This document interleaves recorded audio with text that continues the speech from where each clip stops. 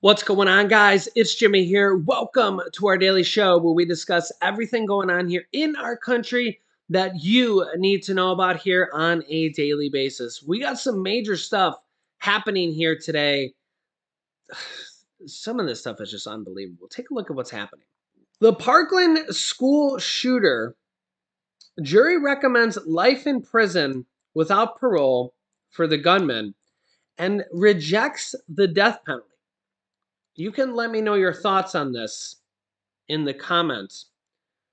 This was, I think, the deadliest school shooting ever, or one of, for sure. The shooter had pleaded guilty last October. It's amazing how some of these things take forever to it took a year to he pleaded guilty last October and it's just happened now. He pled guilty to murder of the deaths of 14 students and 3 staffers in the 2018 Valentine's Day massacre. And this is now just coming down with the sentencing now.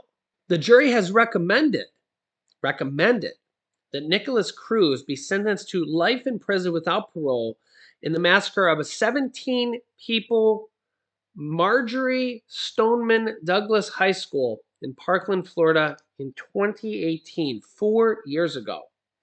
The 12-person jury verdict was read before a packed courtroom here before visibly distraught family members and the shooter, who remained blank-faced throughout. The jury reached its decision after over a day of deliberations in the trial that kicked off July 18th. The trial was to decide whether to sentence him to life in prison or the death penalty. Here's what is absolutely disturbing. Listen to this. In the trial, forensic psychiatrist Dr. Charles Scott testified for the state that the gunman meets the criteria for a diagnosis of antisocial personality disorder, meaning he showed no regard for right and wrong. And there was evidence showing he knew what he was doing. He knew what he was doing. So it's not that he didn't know or understand that. He did. It's just that people with a social personality disorder, they don't care. In his chilling testimony, he spoke of his jailhouse interview with the shooter, who told him he ended the shooting because, quote, I didn't have anyone else to kill. Unbelievable. The gunman, then 19 years old, had stormed the high school on Valentine's Day wielding an AR-15 style rifle and releasing a spray of bullets. Unbelievable. Just sickening.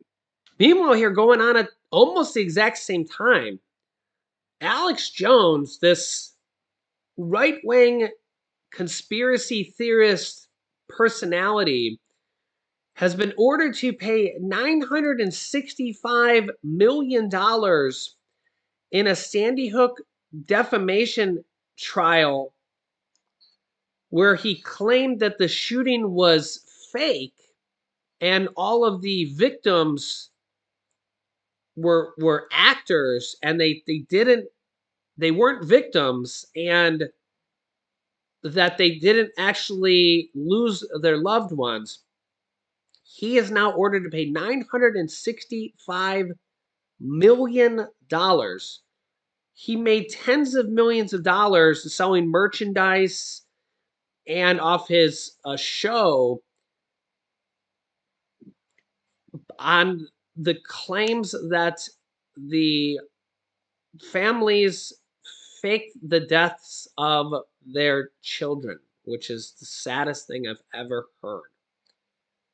And these families got completely like abused by these people that believe this and like hounded these poor families, and they sued him, and now they won $965 million verdict. And then here's this guy's reaction. 57 million, 20 million, 50 million, 80 million, 100 million, blah, blah. You get $1 million, you get 100 million, you get 50 million. Do these people actually think they're getting any money? Now, what is interesting is he has filed for bankruptcy. So he is in the middle of the bankruptcy proceeding. And I found a transcript from a bankruptcy hearing in August that was had. And the accountant for his firm, his business, testified. And he was questioned on $64 million that was transferred out of his account. The response was it was done over 14 years and half of it went to the IRS. The accountant testified that his assets were $10 to $50 million, but his liabilities $50 to $100 million. But here's what's fascinating. Alex Jones has a personal American Express card with his company.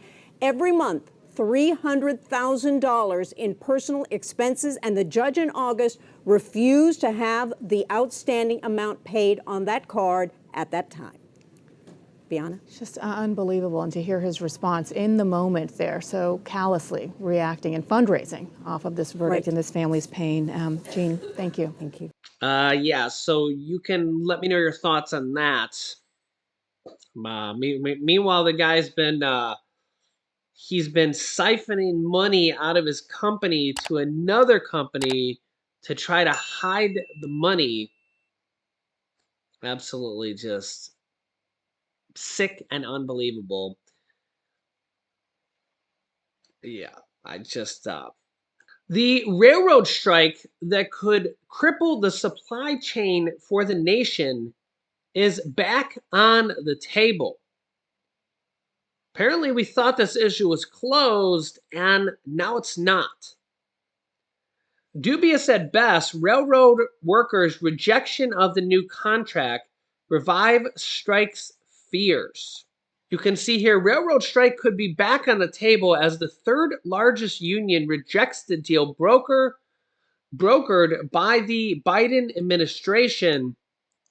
And now we could see the railroads strike, which could mean very bad news for us, the consumers, because if the railroads go on strike, that means goods won't get delivered to grocery stores, to Walmarts, and to everywhere if it happens.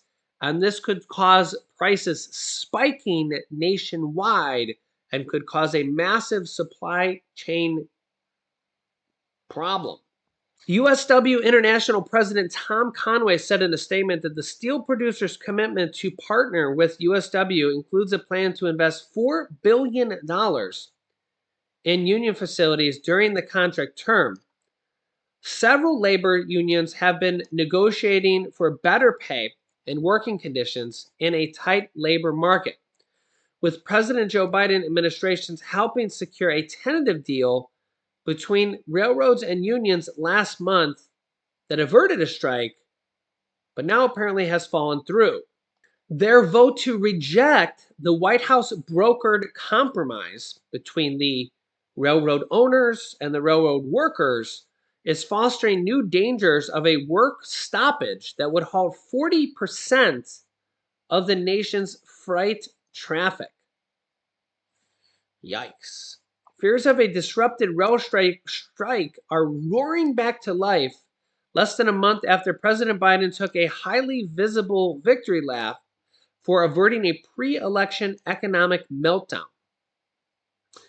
No strike will happen before the end of the so-called cooling off period in late November after the midterm elections. And negotiations are continuing between the freight railroad industry and a dozen unions. Could you imagine trying to negotiate this between a dozen different unions and owners? It must be an absolute nightmare. But one labor organization's vote this week to reject a contract with the railroad threatens to undo the entire effort. And that includes a compromise the administration brokered on September 15th. Wow. This would halt potentially 40% of the nation's freight traffic, imperiling Americans' food, drinking water, and electricity supplies as well as the holiday shopping season. Like, that's all we need, right? Let me know your thoughts here on this. I'll keep you up to date. If it's not one thing, it's another, right? Yeah.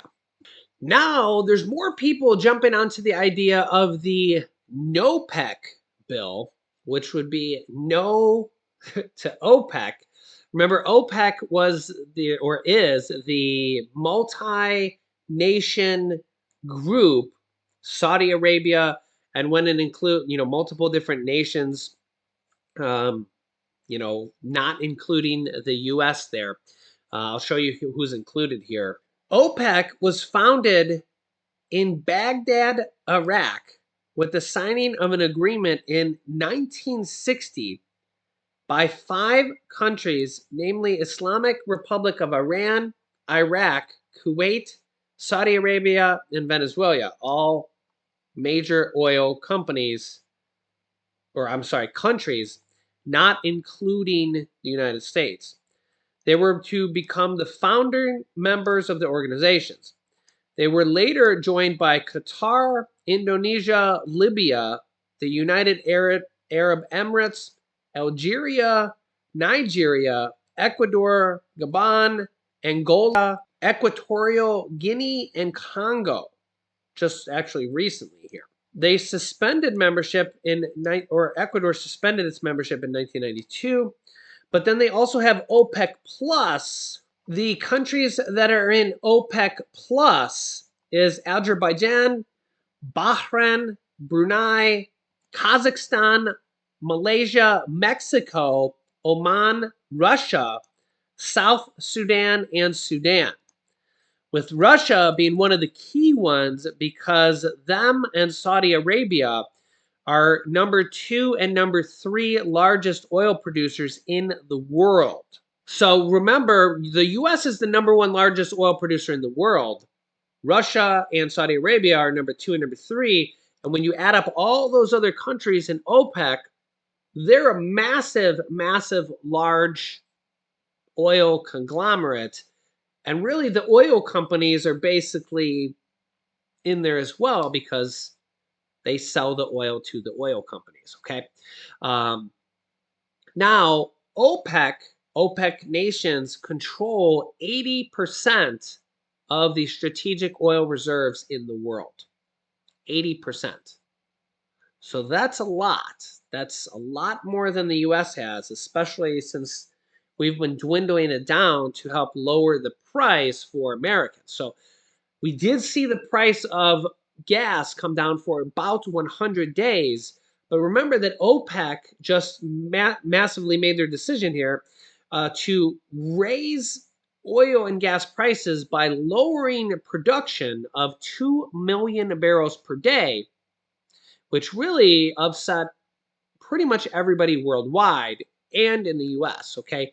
So this decision by them, by OPEC and all these nations to basically line their pockets and say, we want to make more money. We're not happy making the money we're making now. We want to make even more money.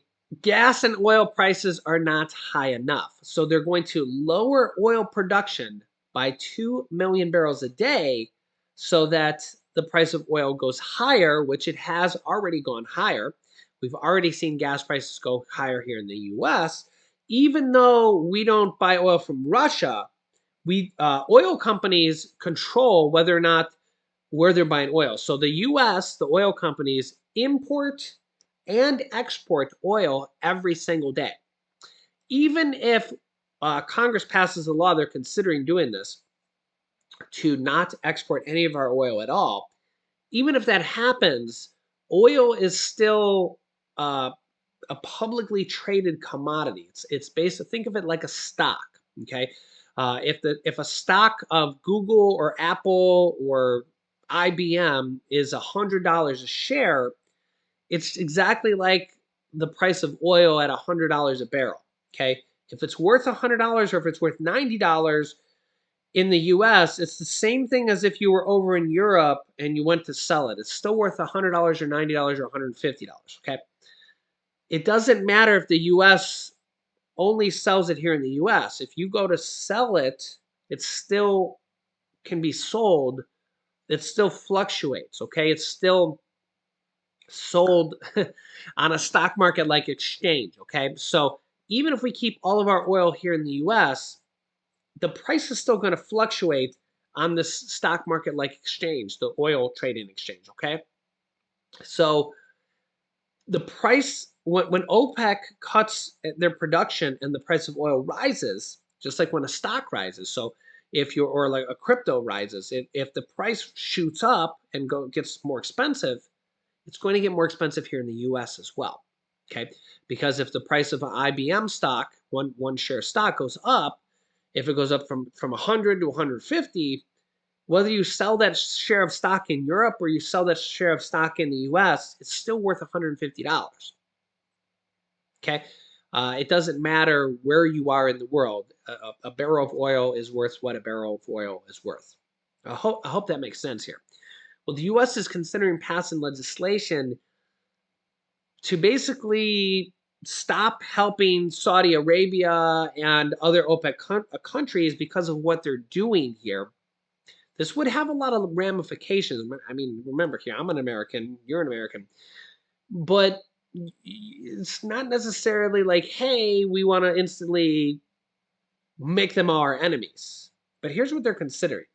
Momentum is building in Congress in support of legislation that would take on the OPEC Plus, remember OPEC and the Plus groups, including Russia, of oil-producing nations that just announced cuts in production likely to help Russia and raise prices in the United States and around the world. Senate Majority Leader Chuck Schumer recently floated using the legislation known as NOPEC, no OPEC, as one way to respond to the group, which includes Saudi Arabia and Russia. Whether we need more enemies at this point right now, I'm not sure. Some lawmakers on both sides of the aisle have gone even further, saying that the decision by Saudi Arabia-led group to reduce production by 2 million barrels a day is a reason to significantly shift relations with Riyadh. The White House has not explicitly backed the bill yet, but said following the production cut announcement that it would consult with Congress on additional tools and authorities to reduce OPEC's control over energy prices. Well, they control a lot of oil, so I'm not sure how much they can do there. On Tuesday, the White House told reporters that President Biden believes the U.S. should review the Saudi relationship given the production cuts. Quote, certainly in light of recent developments and OPEC's decision about oil production, the president believes that we should review the bilateral relationship with Saudi Arabia and take a look to see if that relationship is where it needs to be and that it is serving our national interests, said White House National Security spokesman John Kirby. The NOPEC legislation would enable the Justice Department to bring lawsuits against OPEC Plus countries and their state-owned oil companies under U.S. antitrust lawsuits.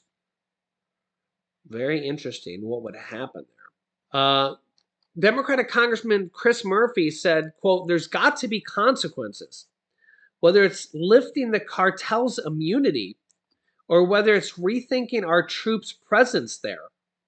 I just think it's time to admit that the Saudis are not looking out for us, which I do believe is pretty true. On the other side of the aisle, Republicans that back the bill as well, Republican sponsors have argued that recent developments bolster the legislation's importance. A statement released by Republican Senator Chuck Grassley from Iowa last week said that the senator would add the NOPEC bill, which he sponsored, as an amendment to the National Defense Authorization Act, which Congress is expected to take up when it returns in November. Quote, after the election, my bipartisan NOPEC Act would crack down on these tactics by foreign oil cartels. It's already cleared the Judicial Committee on a bipartisan basis, Republicans and Democrats. And there's no reason why it shouldn't pass as part of our upcoming defense authorization effort. Our energy supply is a matter of national security. So let me know your thoughts here in the comments, and I'll keep you up to date here with all these developments here on a daily basis. So make sure to subscribe down below to our YouTube channel. It's completely free to do so. New videos come out here every day at 10 a.m., 3 p.m., and 8 p.m. Eastern Standard Time. Click the bell icon after you subscribe, and don't forget to hit the like button for us as well. You can click here to watch my newest video about the Social Security announcement that just came out. Really big video there. And here is my other video about checks that are going out to millions of people here, some starting this week as well. So click on one of those videos next. Thanks for watching, guys, and I'll see you in the next video.